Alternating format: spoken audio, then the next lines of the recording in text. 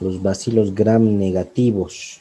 Sí, es una variedad bastante de géneros y especies que tienen importancia médica, especialmente de como gérmenes patógenos que se vuelven oportunistas o oportunistas que se vuelven patógenos, y hay una serie de, hay una lista larga de esos gérmenes.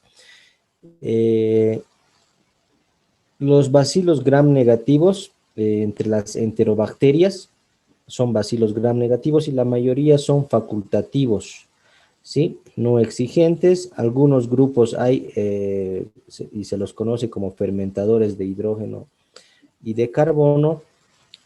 Algunas cepas son cepas que se caracterizan por tener flagelos, es decir, son móviles, y algunos son inmóviles, que es característica de algunas de las especies que vamos a ver. Entre las enterobacterias también, algunas especies forman cápsulas, otras no, y la gran mayoría forman parte de la flora saprófita normal del hombre, en intestino tanto del hombre y animales. Y hay otras especies también que pueden encontrarse tanto en suelo o contaminando el agua o superficies de las plantas. Las enterobacterias, en cuanto a su morfología, son a la tinción gram, son bacilos gram negativos, de morfología redondeada en los extremos, y la mayoría se cultiva en la mayoría de los cultivos se desarrollan muy bien en la mayoría de los cultivos, tanto en agar, sangre, agar chocolate, etc. Algunas especies no van a producir pigmentos, sin embargo, muchas de esas especies forman colonias lisas o rugosas. Los que tienen esporas forman resistencia a los antibióticos o son resistentes a algunos antimicrobianos, y hay cepas que pueden resistir a la acción de agentes químicos de bajo nivel, como el alcohol, la lavandina, el hipoclorito de sodio. Las enterobacterias, ¿de qué forma se van a relacionar con el hombre? Es que la mayoría, como les había dicho, forman parte de la flora saprófita normal del intestino, y hay patógenos primarios y patógenos oportunistas. Aquí tenemos una clasificación, por ejemplo, de la flora entérica. Tenemos, por ejemplo, al género Escherichia y de la subvariedad coli. Anteriormente se manejaba otra nomenclatura que va en función de la especie. No olvide que en las anteriores, a los anteriores gérmenes, el género Clostridium, el género Streptococo, Estafilococo, nos manejábamos como géneros y especies. Sin embargo, para estas ha habido cambios en cuanto a la nomenclatura desde el punto de vista de la taxonomía, que ahora se los llama subvariedad o variedad. Por ejemplo, Escherichia, subvariedad coli, y ahí hay varias subvariedades, por ejemplo, la enteropatogénica, la enterohemorrágica, etcétera, ¿sí? Nosotros nos vamos a manejar con la nomenclatura actual, ¿sí? Escherichia coli, subvariedad enterohemorrágica o enteropatogénica, ¿sí? Entonces, en la flora entérica hay Escherichia coli, hay el género Klebsiella, Enterobacter y Proteus, ¿sí? Que son bacterias que normalmente se encuentran en estado natural, y si no infectan otro lugar, otra región que no sea intestino, entonces aprófitamente coexisten dentro de la flora habitual normal. En cuanto a los patógenos primarios que pueden provocar infecciones sistémicas, tenemos a Yersinia de la subvariedad Pestis y Salmonella. Dentro del grupo de Salmonella también hay varias variedades que vamos a ver más adelante. Por el momento nos concentremos en el género, ¿sí? Yersinia, subvariedad Pestis y Salmonella. En lo que respecta a los cuadros de enteritis, ¿sí? Que van a provocar, tenemos por ejemplo cuadros de diarreas, acuosas. Tenemos las especies de Escherichia coli, Salmonella y Shigella, que van a provocar cuadros sindrómicos de enteritis, eso desde el punto de vista de la clínica. O también van a provocar infecciones urinarias cuando normalmente estos gérmenes que están en intestino, ya sea por contaminación de catéteres, a pacientes que tienen a veces eh, colostomía, bolsas de colostomía por dolicomegacolon o por algún proceso neoplásico, cáncer, que necesitan, por ejemplo, tener bolsas de colostomía o bolsas de recolección para la orina mediante las sondas Foley. Entonces, recolectores de orina por ese proceso pueden infectar vías urinarias. Y los gérmenes más comunes que pueden infectar y de la flora saprófita mudarse y producir infecciones urinarias, tenemos comúnmente infecciones por E. coli, Escherichia coli, Klebsiella y Proteus. Estos gérmenes también pueden provocar o ser causa de otras infecciones. Por ejemplo, pueden contaminar herida, ¿sí? Escherichia coli, Klebsiella, y también pueden causar infecciones respiratorias, especialmente Klebsiella del subtipo o de la variedad Pneumoniae. ¿Sí? Klebsiella pneumoniae, que puede producir neumonías a nivel del tracto respiratorio superior. Hay otros patógenos frecuentemente aislados en los hospitales, que son especies del género Enterobacter, Serratia y también Escherichia coli. Escherichia coli, vean que prácticamente es un germen oportunista, ¿no? Que normalmente se encuentra formando la flora saprófita, pero ya se invade vía urinaria o heridas, ya se vuelve patógena invadiendo nuevas regiones que normalmente no es la flora habitual normal donde saprófitamente vive Escherichia coli. El diagnóstico microbiológico se lo va a realizar si el paciente tiene procesos sistémicos, es decir, septicemias o bacteremias. Lo ideal es hacer un hemocultivo, ¿sí? Para aislar el germen y ver qué germen es el que prácticamente está siendo la causa del proceso infeccioso. Si los pacientes tienen cuadros de enteritis, ya sea diarreas, ¿sí? Y sospechemos cuadros de enteritis o gastroenteritis, las muestras o el cultivo necesario será mediante un coprocultivo, es decir, realizar el cultivo de las heces fecales. Si el problema es a nivel urinario, es decir, si los pacientes tienen infecciones urinarias, para aislar el germen habrá que hacer urocultivos y también habrá que hacer cultivos a nivel de las heridas si el proceso infeccioso es a nivel de partes blandas. En cuanto a las técnicas de aislamiento, ya hemos avanzado y tenemos diferentes medios de cultivo, tanto selectivos y diferenciales, entre el agar sangre, agar chocolate, agar Tyndall, etcétera, diferentes medios de cultivo, tanto selectivos y diferenciales, que nos van a ayudar a aislar estos gérmenes. Vamos a empezar con el género Escherichia, ¿sí? Subtipo coli. En esta variedad, hay varias especies, ¿sí? Responsables de diferentes cuadros. Hay bastantes y distintas cepas, por ejemplo, Escherichia coli enterotoxigénica es la mayor subvariedad responsable de los procesos infecciosos entéricos, ¿sí? Productores de diarreas en el hombre, mediante distintos mecanismos de patogenicidad. Uno de esos es mediante la enterotoxina de E. coli. La mayoría de las cepas de Escherichia coli no son patógenas, se vuelven patógenas cuando invaden otros tejidos, otros sitios. No olviden que normalmente vive reitero, en intestino.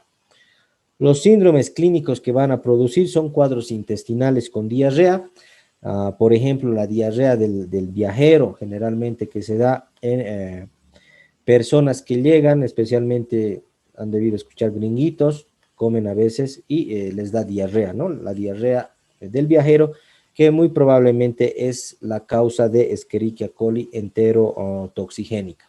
También va a producir infecciones de las vías urinarias, tanto altas o bajas, por cepas uropatógenas, es decir, por contigüidad, uso de catéteres. A veces en los pacientes hospitalizados hay que colocarles catéteres, sondarlos, ¿no? Con sondas Foley, y son obviamente un cuerpo extraño que tienen todos los mecanismos para producir infecciones urinarias. Produce también septicemia en los recién nacidos, neumonías y meningitis, en los cuales pueden ser mortales si es que no se da o no se instaura un tratamiento adecuado. Aquí tenemos las subvariedades de E. coli, por ejemplo, Escherichia coli enteropatógena, Escherichia coli enterotoxigénica, que es la que produce la mayor variedad de las diarreas, la diarrea del viajero, Escherichia coli invasora y Escherichia coli uropatógena.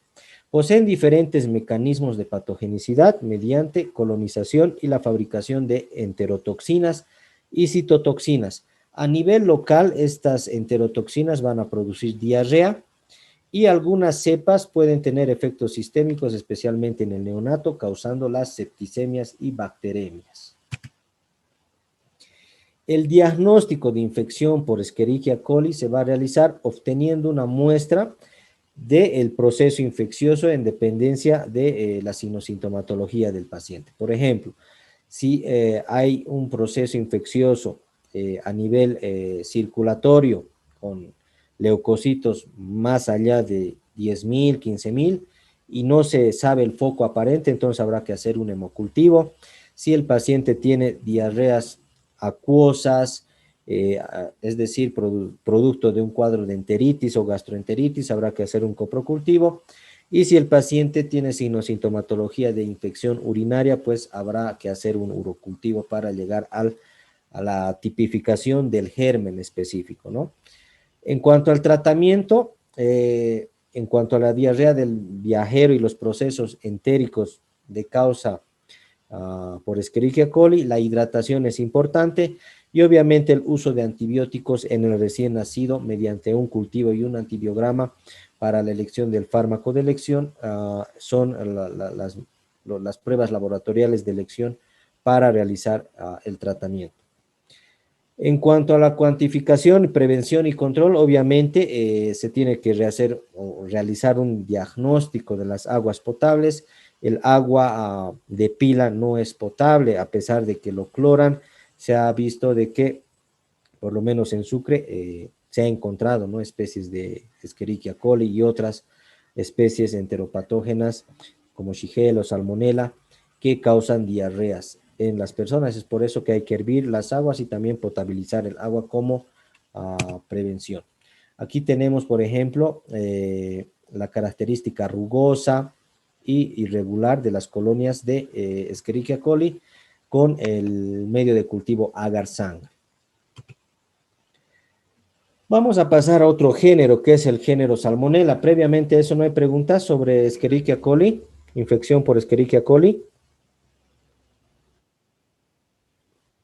Bien, pasemos en género, entonces, al género Salmonella, que la patología que presenta igual se subdivide, produciendo salmonelosis, produce infecciones en hombre y también en animales. El hombre se va a transmitir a través de las heces contaminadas, ya sea de animales, de vegetales, verduras, especialmente el tipo de las lechugas, si es que no se las lava bien, no se las desinfecta bien, entonces es un factor de riesgo para infección por salmonella. La transmisión es interhumana mediante la transmisión mano, al igual que la hepatitis mano, ano, boca. Entonces, pacientes o niños especialmente que no se lavan adecuadamente las manos pueden transmitirse, infectarse por esta vía interhumana. Hay dos modelos de infecciones, que es la generalizada, por ejemplo, la tifoidea o fiebre tifoidea, que está dada por Salmonella typhi, la subvariedad typhi, ¿sí?, que es la más importante desde el punto de vista de la medicina. Se localiza en tubo digestivo, produciendo gastroenteritis, también otras especies de Salmonella. Sin embargo, la fiebre tifoidea, producida por Salmonella typhi, es la que más nos interesa desde el punto de vista de la medicina, ya que es una variedad muy virulenta. ¿Qué factores de virulencia tiene este género? Por ejemplo, tienen fimbrias, que ya habíamos dicho, son mecanismos de evasión inmune, que se van a adherir prácticamente al tejido que infectan. Va a producir sobrevivencia a la fagocitosis mediante la adherencia de estas fimbrias y estas fimbrias pueden ser resistentes y a veces pueden ser lábiles a la acción del complemento. Tienen también factores de virulencia, como por ejemplo los lipopolisacáridos, que también le van a conferir a este género virulencia, ¿no? En lo que es evasión del sistema inmune. Hay diversas especies del género, por ejemplo, Salmonella gastroenteritidis, que produce las gastroenteritis, tiene un periodo de incubación que va desde las 6 a las 24 horas y generalmente está causada por el consumo de alimentos o agua contaminada, ¿sí? Con las heces a veces de agua de aves de corral, a veces de huevos contaminados, a veces no lo lavan los cascarones de los huevos y a veces están preparando los alimentos sin lavar los huevos. Entonces son factores de riesgo para el desencadenamiento de procesos infecciosos del tipo gastroenteritis por Salmonella gastroenteritidis. También mediante el consumo de leche que no es pauterizada, ya que comúnmente puede estar contaminada por estas bacterias. En cuanto a la signosintomatología que los pacientes van a tener, van a presentar náuseas, vómitos, dolor abdominal, fiebre y diarrea que puede persistir 1, 2 y 3 días. El mecanismo de acción o la patogenia, cómo se va a realizar la enfermedad o cómo se va a producir la enfermedad de los procesos gastroenteríticos, la bacteria se va a adherir y se va a multiplicar en la mucosa intestinal y ahí va a producir enterotoxinas y citotoxinas. Estas enterotoxinas y citotoxinas van a producir cambios en la permeabilidad y en la absorción a nivel entérico, a nivel del intestino, y también van a producir la destrucción de células epiteliales, desencadenando procesos diarreicos. El cuadro puede remitir espontáneamente en los individuos sanos que no están inmunocomprometidos. Sin embargo, puede ser normal en aquellos individuos, por ejemplo, con el sistema inmune deprimido, como es en los pacientes con VIH. ¿Sí? El tratamiento consiste en la reposición de líquidos, bastante hidratación mediante sueros de rehidratación oral, y se tiene que realizar antibiótico-terapia en niños y pacientes inmunodeprimidos, ¿sí? Especialmente fármacos, por ejemplo, del grupo del sulfametoxazol, trimetropin sulfametoxazol, más conocido como el cotrimoxazol, son los fármacos de primera línea y lábiles para estos procesos de salmonela, de salmonelosis. Especialmente hay que hacer en aquellos pacientes inmunocomprometidos que ya tengan muchos antecedentes de haber utilizado antibióticos, es mejor siempre realizar el cultivo y el antibiograma para que el laboratorio nos reporte cuál es el mejor antibiótico como tratamiento. En cuanto a la prevención y control, hay que manipular correctamente y lavar siempre los alimentos, refrigerarlos de una manera adecuada y obviamente realizar una cocción adecuada de los alimentos. Salmonella typhi, les decía que va a producir la fiebre tifoidea, que es un cuadro clínico bastante grave en aquellos pacientes especialmente inmunodeprimidos. La fiebre tifoidea va a tener una sinosintomatología traducido como un cuadro febril prolongado. Va a haber afectación de los ganglios, vaso, hígado y se va a liberar la endotoxina de Salmonella typhi. Se puede complicar a veces con hemorragia intestinal y perforación del intestino, es por eso la gravedad de esta patología. Salmonella typhi va a causar diarreas con sangre, es decir, diarreas disentéricas, ¿sí? Debido a la endotoxina. Actualmente, sin embargo, es poco frecuente debido a que hay una vacuna que no está presente en nuestro medio. sin embargo se ha reducido, pero es una patología que hay que considerar como cuadros disentéricos, ¿no? Diarreas con sangre, entonces, y que no pasen eh,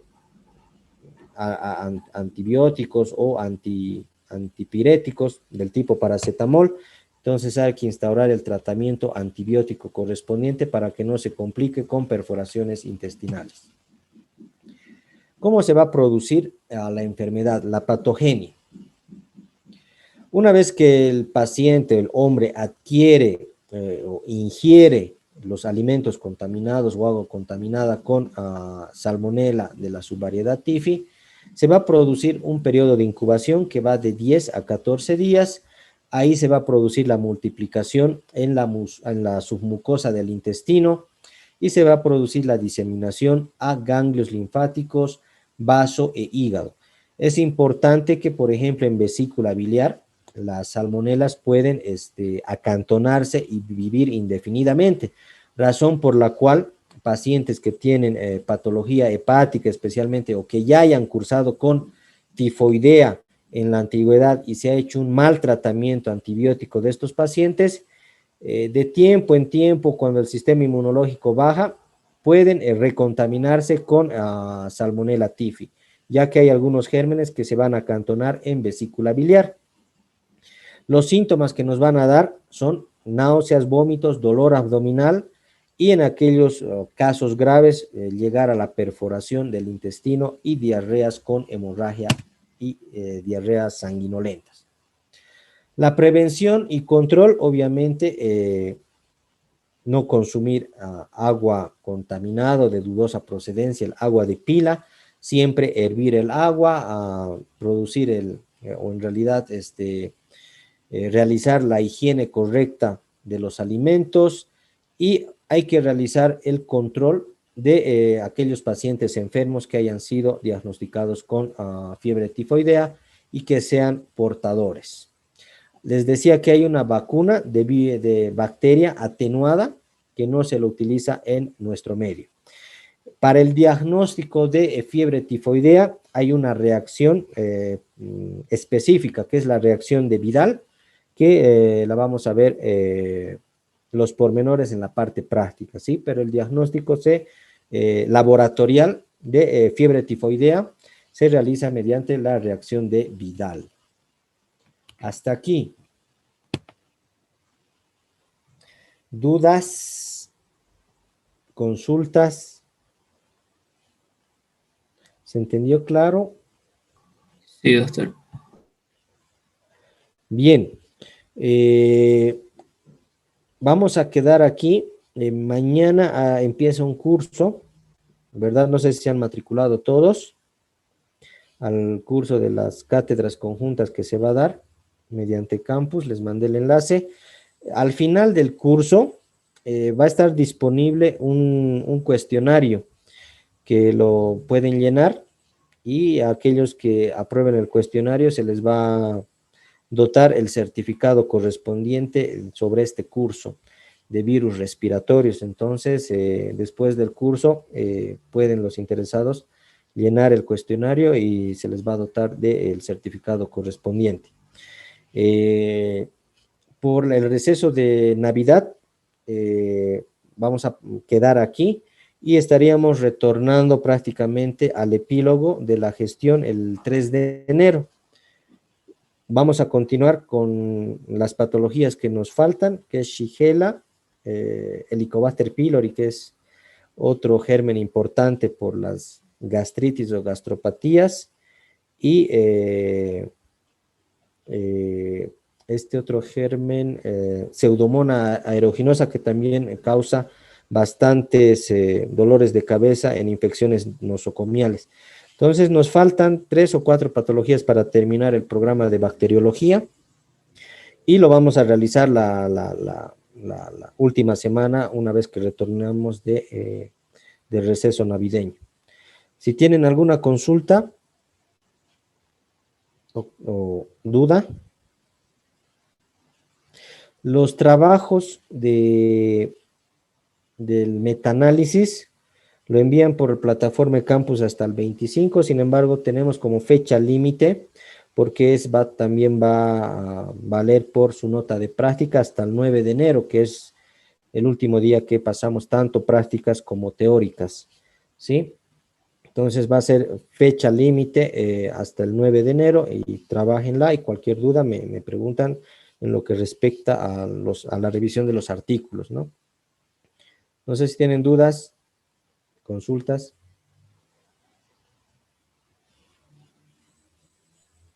No, doctor, está todo claro. Bien. De todas formas, cualquier cosa extemporánea que pueda presentarse, yo les comunico mediante el WhatsApp.